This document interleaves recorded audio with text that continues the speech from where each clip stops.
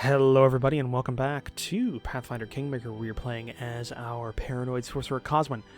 Last episode we finished off exploring Varnhold. We met up with some barbarians that were kind of in the region. Various things like that. Nothing too big going on. We really need to I'm trying to find that encampment there it is. Barbarian Camp. Okay, so it's all the way over in Dunswald. Okay, Dunsward. Alright, good to know. But yeah, we met some barbarians. We did a couple of things around Varnhold, but we need to map out the roads and start looking around a couple of these areas. I'm fairly certain the Overgrown Cavern is where the Spriggans were at, so we need to go visit that. But yeah, first things first, we're going to start mapping out the roads around and in Varnhold so that we have a better understanding of kind of where we can go from where. So let's just start mapping this out.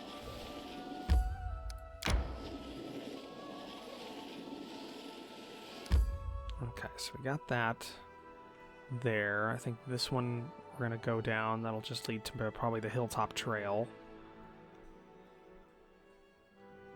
Then we'll need to go up here, connect up this road. Alright.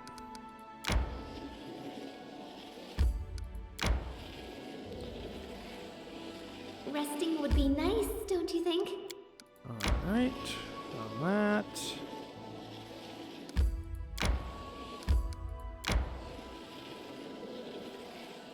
We should gather our strength. Try to avoid. Everybody's tired. Oop. Okay, we're fighting. Everybody's tired. Probably should have stopped as soon as Valerie was To arms! tired here. What do we got? Some bandits. I'm hungry. When we stop. Okay. Nowhere to run. Go ahead and inspire everybody, Lindsay. And Coswin. You are just going to go ahead and cast a fireball. Right there.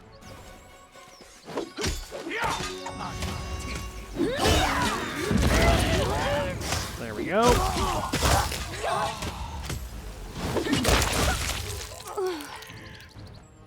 I feel tired. Clear. Nothing. The path is clear. Let's head out. Camp. Oh yeah, nothing there.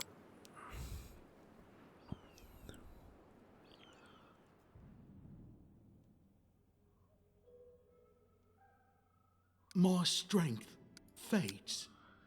Alright, let's rest. Haven't you seen enough death? Been the cause of so much death that you've thought about what awaits you? What's there to think about? I'll live while I'm alive, and when I'm dead, it's the end. I'll go to Gorham's feast. Alright. Got everything figured out, Amiri.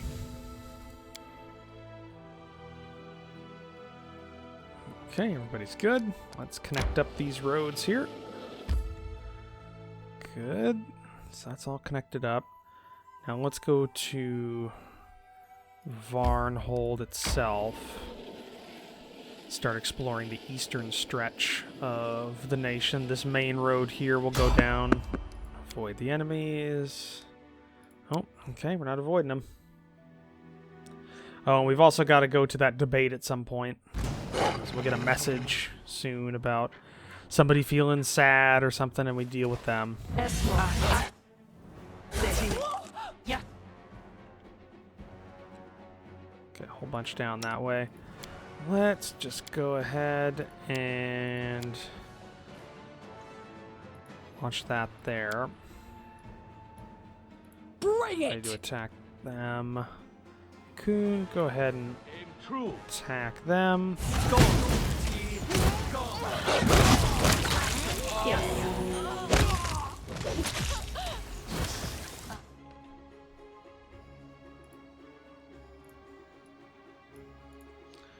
Attack you. I grant you death. You deserve it. Yes! Okay. Cannot hide from me. Fairly sure that's it. Almost no one got hit. Clean sweep.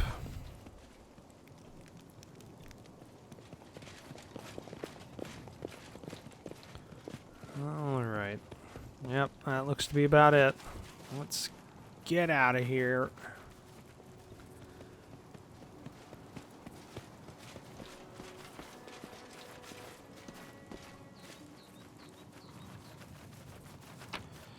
Alright.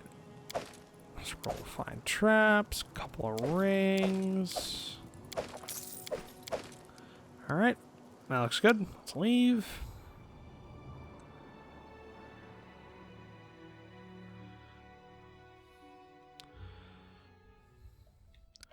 Continue moving at a snail's pace in these mountains.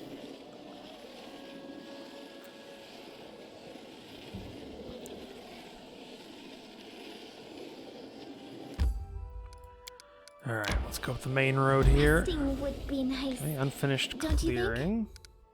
Let's keep going along this road. Okay, We should gather our strength. let's rest here.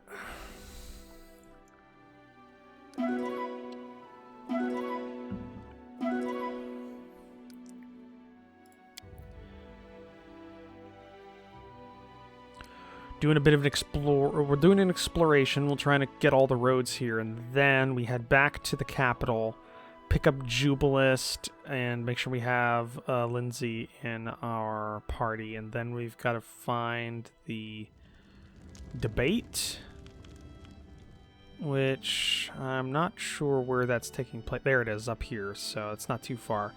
Okay, that wouldn't be that hard. So we'll do that. Just want to get all these little roads done. Try to avoid the peaceful travelers. Evade. Okay. Let's head back this way.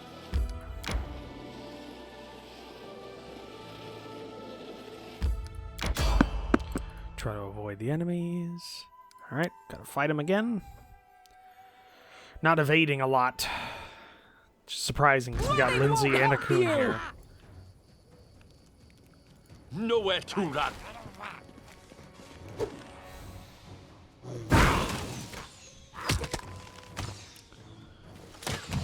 Okay, let's just go ahead and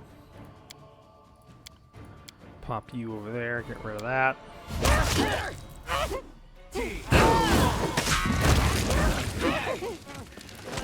Alright.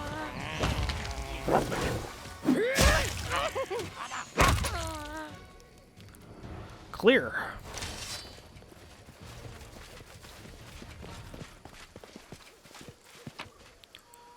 Alright, anything good? Nope. And we leave.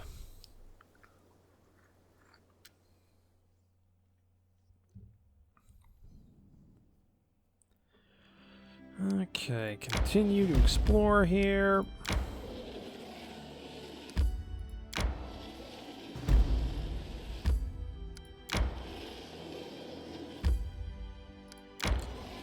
Eastern parts of Varnhold. I feel tired. Okay.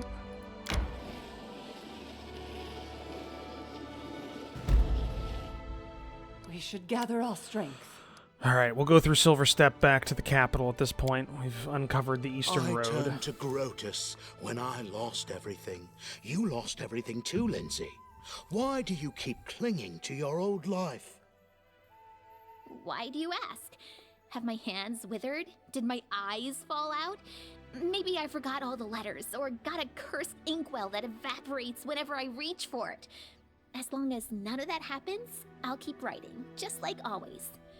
Why do you think I've lost anything at all? She's got a point.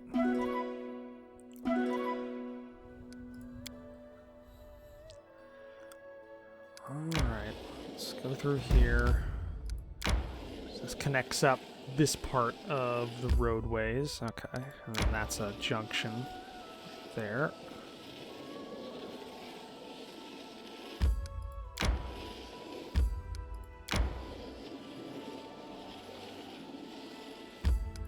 Okay. Void. Fade. Let's keep going. Let's get back to the capital. Swap out a coon for Jubilist. Avoid travelers.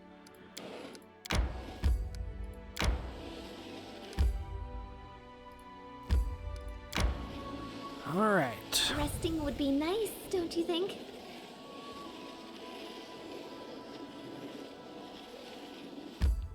We should gather our Alright, strength. let's rest outside for a night. Will you tell me a story from your travels? I'd love to write it down. You make a lot of noise. You're liable to draw predators or monsters.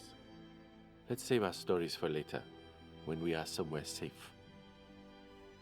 He didn't say no, and I like that about a coon. He didn't say no. He's willing to share. He's just... That's good. Alright, let's enter. We'll go to the throne room, deal with anything we got to deal with, then head out with... we'll swap out a coon for Jubilist and head to the debates.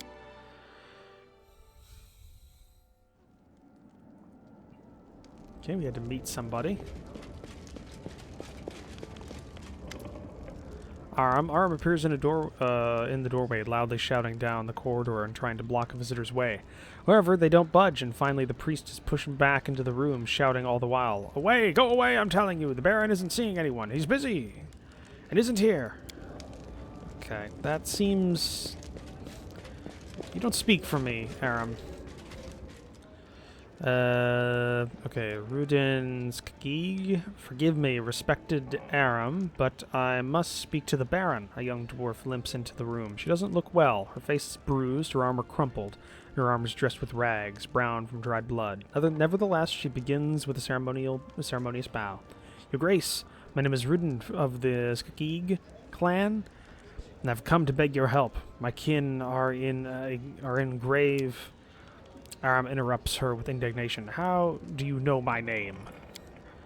I was told of you by our leader, the revered Jamold Torug's paladin. He is hoping to meet you in person. He has so many questions for you. A dwarf who rejected Torag, became a priest of Grodus, and now sits in an important position at a court of a baron. Such tales are rare. Aram's face is exploding with red and white spots. He furiously grabs his beard. Torag's paladin? And he wants to talk to me? What impudence, what shameless, brazen... Although, he turns to you. You know, perhaps we should help them. I want to see this paladin with my own eyes, and the trap he walked his congregation into. So what's the trouble you got yourselves into?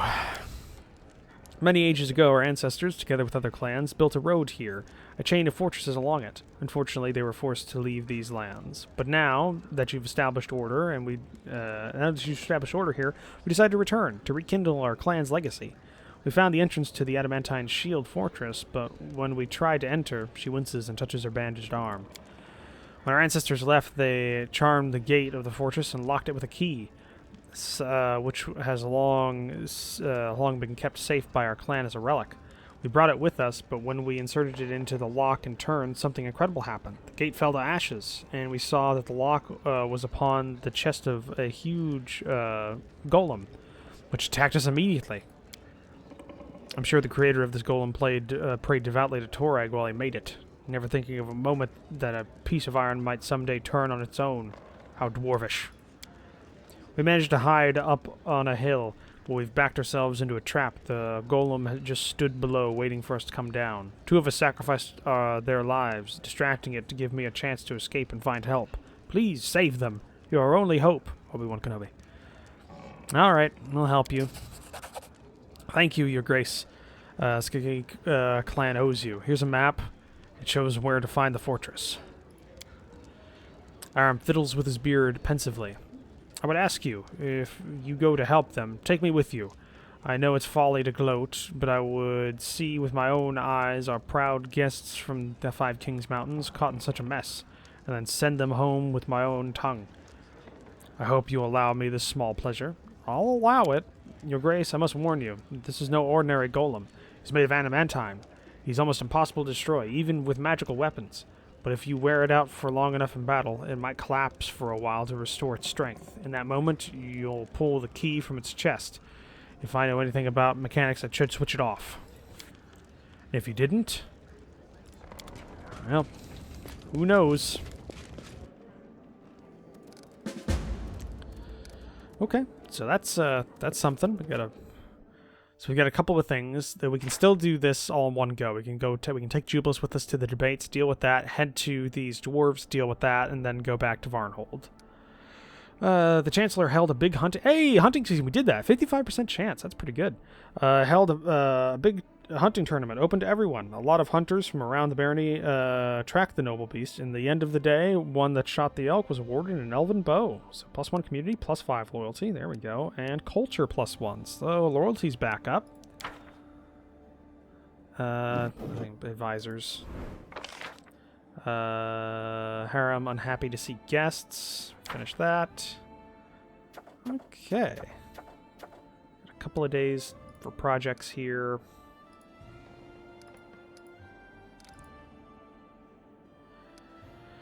Well, let's deal with our settlements. Got plenty of build points stocked up. So we definitely want to upgrade things. So we got a tavern. Tavern wants to be adjacent to a barracks.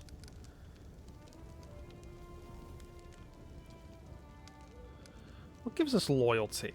I want to see. Herbalist's house. So if we put this down and a shrine.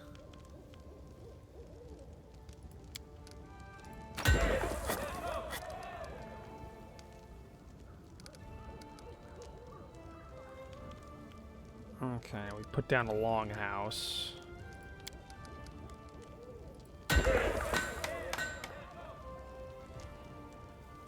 Okay, so that should net give us loyalty.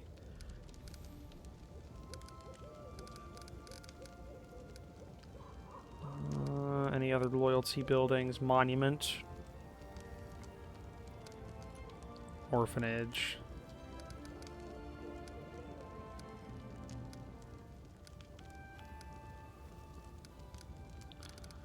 Let's put down an orphanage to give us some community as well. Alright. That'll help out.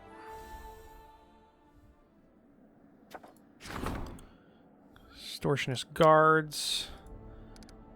Don't have anything we can do with that until for another couple of days. Let's finish these three. Okay. Faithful people. Triumph. Advisor was competent enough to organize construction. Not a single coin was pilfered or wasted. So temple, +3 economy. Good, good. Omen. Success was revealed the high priest in a dream that the local cleric. Okay, that's the white deer. +4 divine. Cool, cool. Wandering monsters. Failed that. Okay.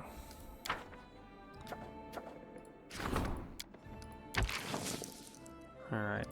Put you on that. Undead sightings. Hulking undead creatures seen in the region. The locals are terrified of the dark of night.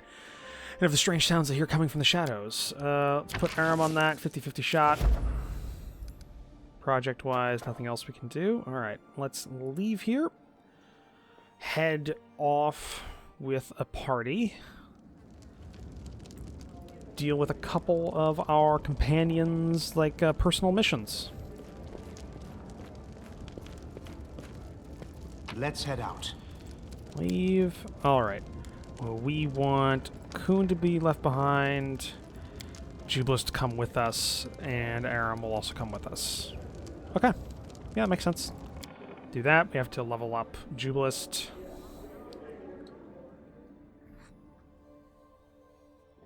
Jubilis Northruple. Got some force bombs, poison immunity, and freedom of movement. Cool. So, let's see what we got. Where? So, Lost Dwarven Fortress and debates. We'll go to the debates first, then to the fortress. So I'm guessing it's either going to be this node or this node. So let's head up there. Take us a day to travel.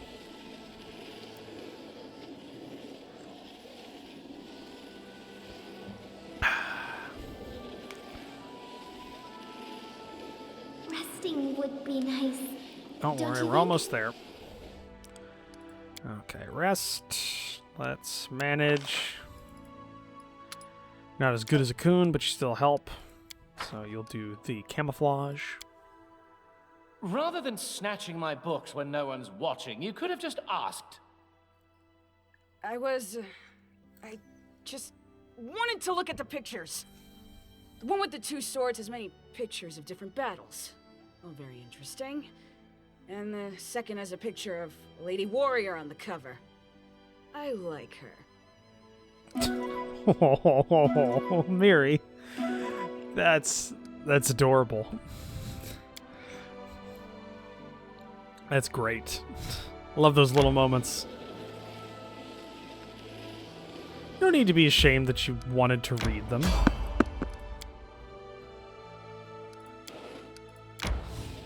Alright, we're almost to the debates. Okay, and... Resting would be nice, don't you think? camp outside, then we'll do the debate. You know, Lindsay, your writing aspirations are quite commendable, but the way you're going about it, without a proper academic education, you'll never rise above writing cheap tales for peasants. He says they don't need stories. I've seen this academic education of yours. A pack of arrogant peacocks trying to outshine each other with their highbrow talk. Hell no. I'd rather write my tales than become a smug toad like those professors. Alright. It's weird, because when we first met Jubilus, didn't he commend Lindsay for getting, like, thrown out of the academy at Patax? Maybe it was just that one academy. Alright, enter.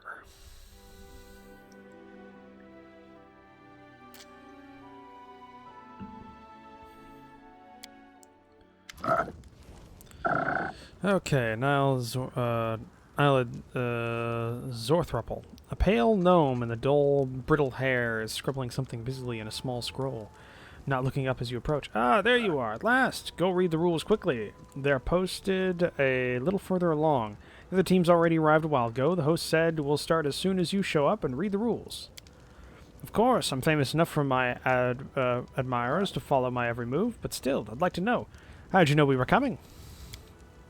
The host said so. Well, are you going to keep wasting time? Read the rules and we'll start. Okay. Read the rules. Tread lightly. Fixing his glasses, Jubilus looks at the paper describing the rules. Let's see. I'll read out loud so everyone can hear. Rules of the debates. You're to be added later. I see the authors didn't overstrain themselves. So the rules. Item 1, obey the host and everything. Item 2, come in triples. Item 3, no fighting or no killing each other, even temporarily.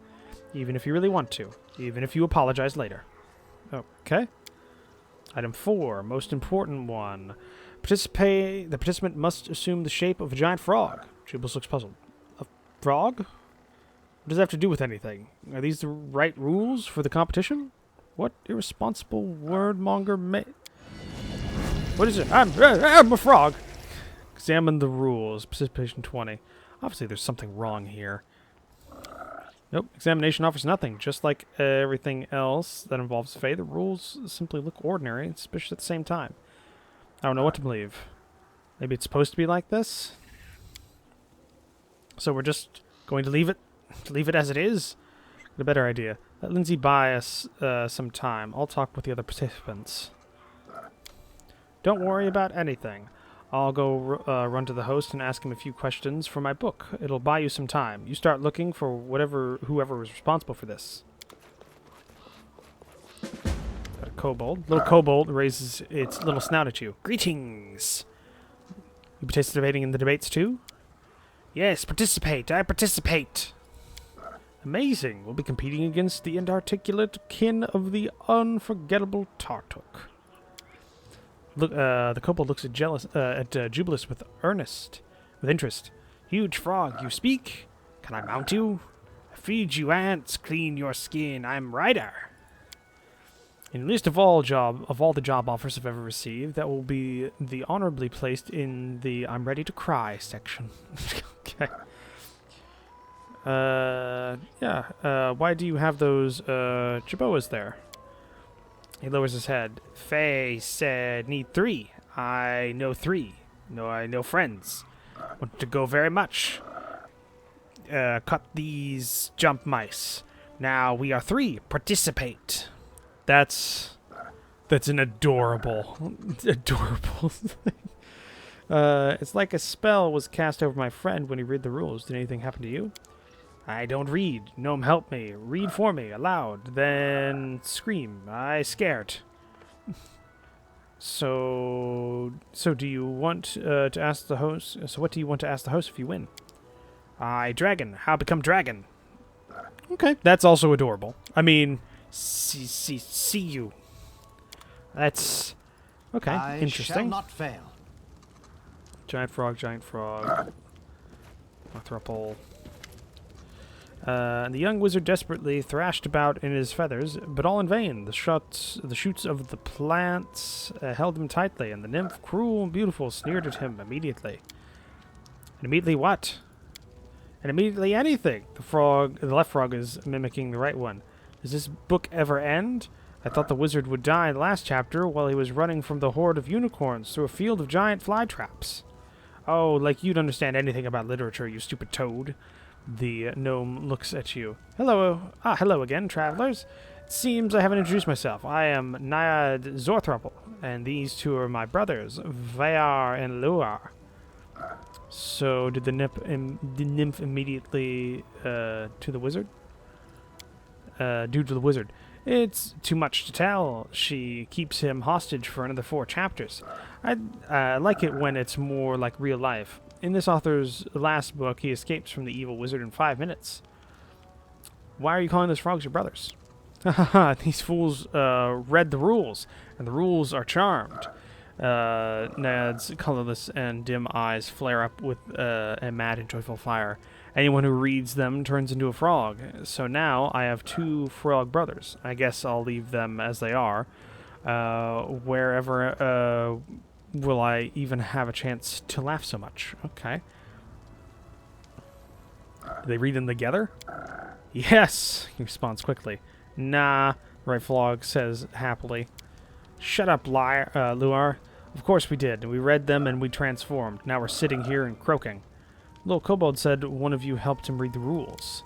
Yeah, that's true. But he wasn't trying to read the frog rules. They're different on every pole. One turns you into a frog, the other makes you say tentacles, and the third one makes you scream like crazy. Hilarious, right? Not remotely. Knowledge will pass. Okay, you suffer from bleaching, don't you? She's dying from the bleaching. Jubilus voice is grim. It's alright. I've still got a fair bit of fight left in me. The Zorthruples don't go down easy. She smiles cunningly. My brothers and I lost our color long ago, but death still hasn't taken us. Oh yeah, I forgot. That's a thing for Pathfinder gnomes. It's bleaching. They just lose color and stuff. Participating in the debates? Sure, although really we're just here to see the show. We figured it would be fun, and we were right. You're confused, my friends. If one of you read the rules for the kobold, why isn't one of you screaming? How is it that both of your brothers are turned into flogs? And if Naiad already saw what happened and knew the rules were charmed, then why did she tell us to read them?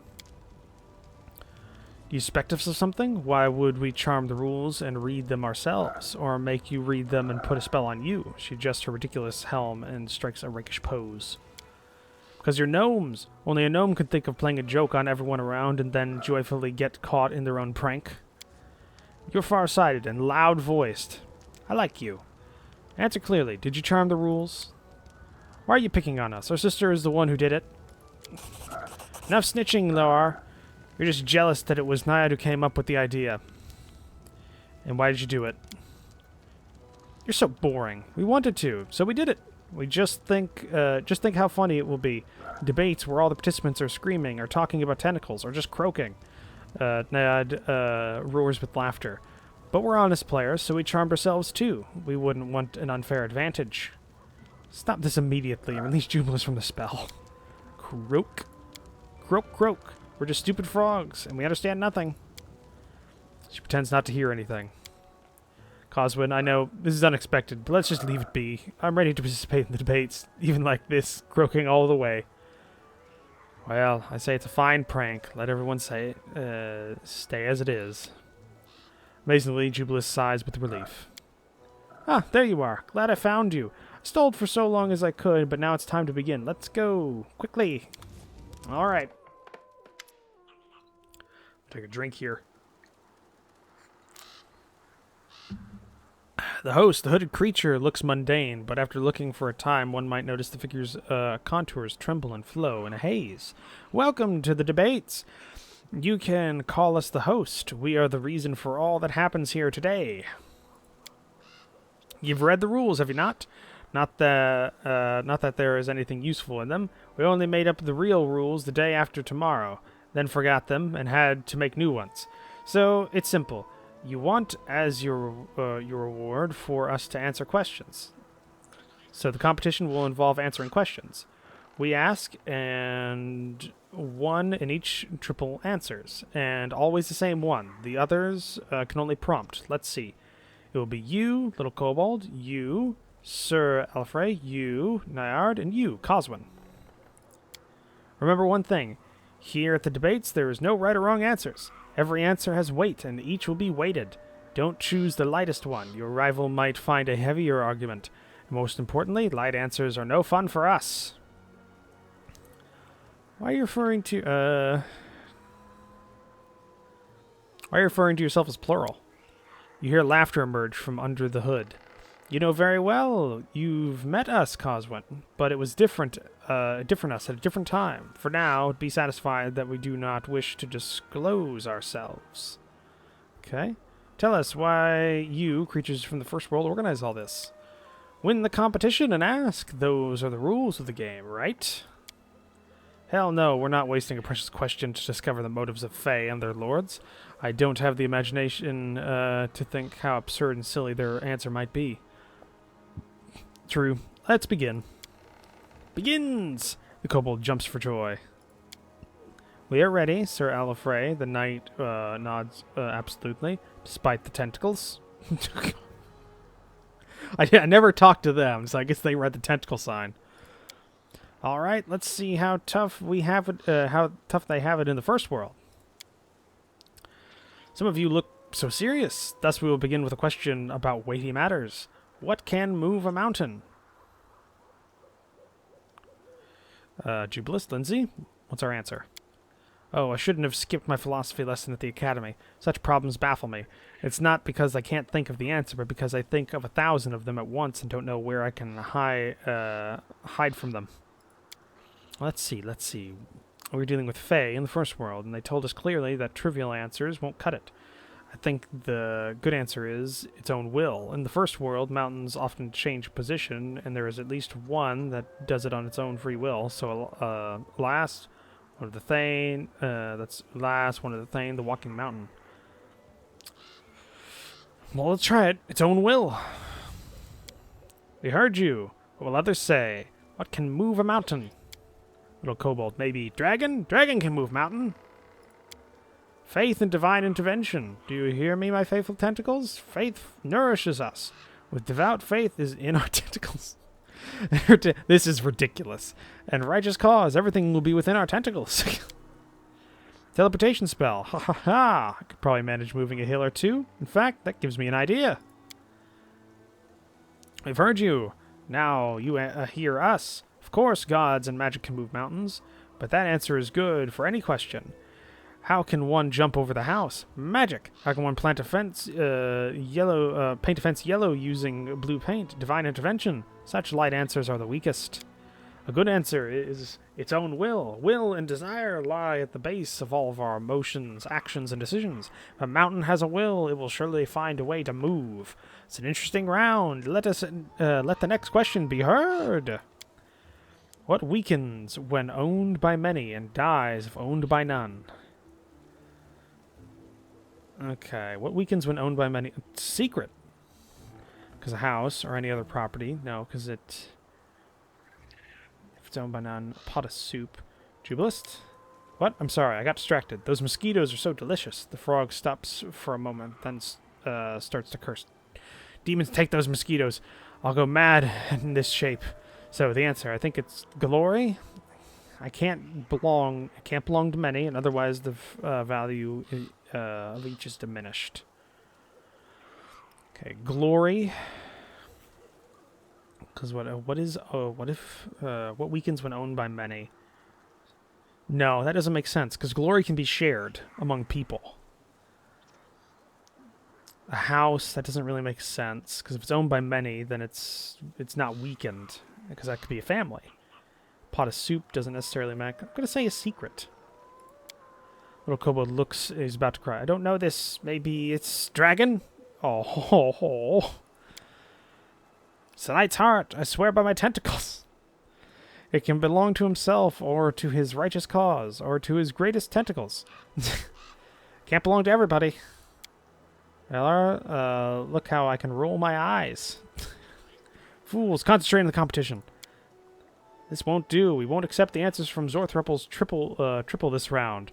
But you are a spectacular eye roller. Now, as for the answers, the heart is not the best answer. Even among knights, there are many whose hearts belong to a beautiful woman and a beloved mother, plus their friends and their commander, and their righteous cause, and a delicate... Okay. So especially a delicious lunch. It doesn't seem that those hearts belong to many grow weaker. Secret is a good answer.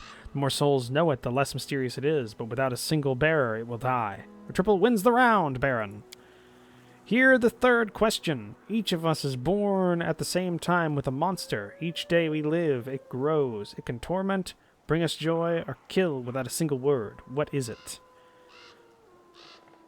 Okay. What do you say, Jubilist? Considering that the question is asked by a representative of the Fae, the answer could be anything from singing to the love of pastries. But let's think logically. The last part of the riddle can easily be ignored, because just about anything in the world can aid or ruin depending on your circumstances. What's important is that the riddle clearly points to some quality or property of a living creature, something that is born with us. Another point, it grows. I would say knowledge. Each new day brings something new, so our knowledge of ourselves and the world keeps growing. For some, though, this process is ridiculously slow. Here's the third question. Each of us is born at the same time with a monster. Each day we live, it grows. It can torment, bring us joy, or kill with a single word. What is it? Abomination. It's ambition. It's memory. Ooh, it's knowledge.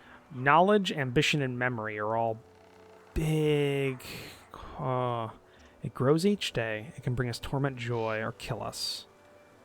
Knowledge, I don't necessarily think it could do that. Ambition can bring us torment, can bring us joy.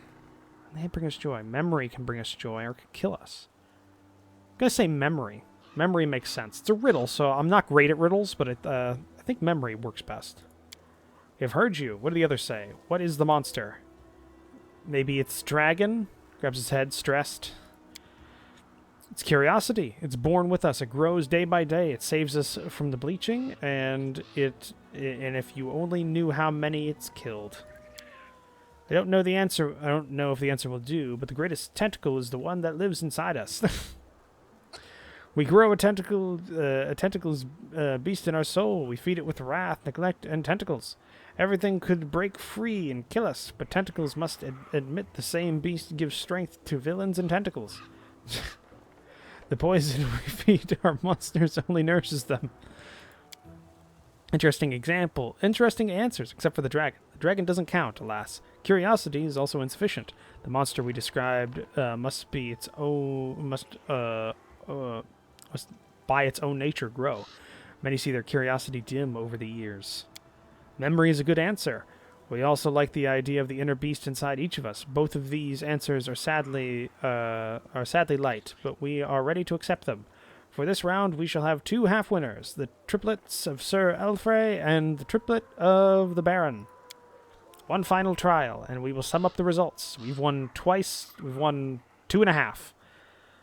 I grow tired of questions. Do you know the game Knight Dragon Snag? The knight defeats the dragon burns the snag, but if the dragon walks in the woods, he will stumble on the snag and die. That's why the snag defeats the knight. Children's game. Great. These are inconsequential debates, so why not play a game? So, you break up into pairs and yell out your chosen word at the signal. The one who shouts knight defeats the one who shouts dragon, and the one who shouts dragon defeats the one who shouts snag, and the snag defeats the knight. We'll play Sir Alfred against the Kobold, North Purple against the Baron. The winners will then play each other. Is the first pair ready? Yell on 3. 1, 2, 3. Knight. Dragon. This was all too predictable, but charming in a way. Those obviously enjoying the game. It's a good thing that we didn't look ahead. It's much more fun to see it unfold like this. Sir Alfrey wins. Now, for the second pair. Are you ready?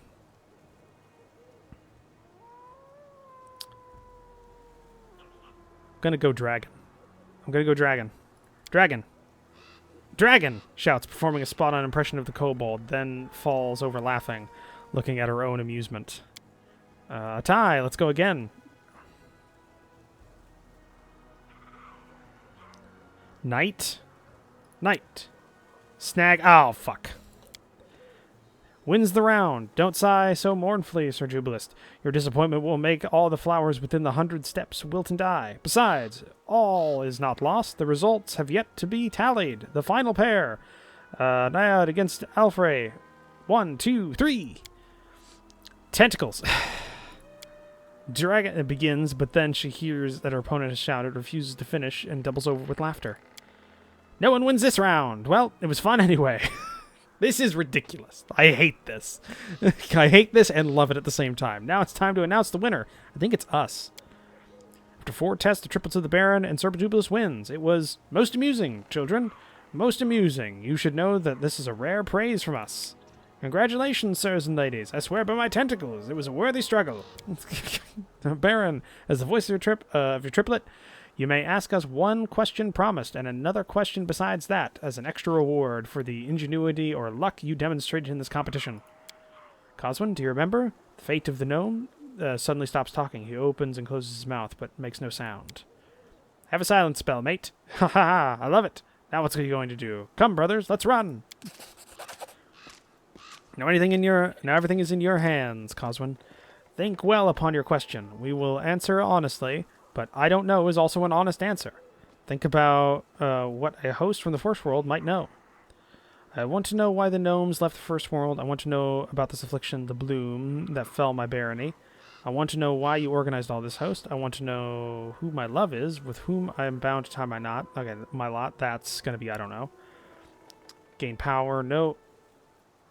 So, why'd the gnomes leave the First World? That is an interesting question. And Jubilus was the whole reason we did this, so he deserves an answer. There is the question. We knew it would be asked, but a simple answer, a light answer, has no value, right? We hope our debates convinced you of this. That is why we present to you another answer. A good one, a valuable one. Numbers will help you on your way. One of them is 5th in 10. It will be easy to find if you read. Who opened the road for the ancient dead man and his black-feathered messenger? The second is 12 times in 12, and thrice the number of those who lost their faces. Don't try to guess it now. It's not yet time. Wait until he was born twice, will twice be defeated. Put the 2 numbers together. When the moon leaves her path near the waters of the Candlemire, find the one who will open the secret. A heap of nonsense. Mumble instead of First walk the road, then you may accuse us of being senseless, but in the end, you won't.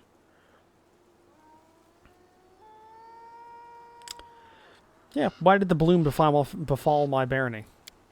Oh, that's an easy one, or is it? Once, a very powerful creature of the First World unwisely provoked the rage of those who are 100-fold mightier. She was cursed and sent here to Glorion, to the Stolen Lands. Without going too much into detail, her curse afflicts the locals as well. To put it simply, your troubles will not cease until you have dealt with this uninvited guest. Anyway, we have discussed this further in your tomorrow and my yesterday. That is your final question. Could have answered, and yet we have the answer, and yet we don't know. What an adventure, Coswin.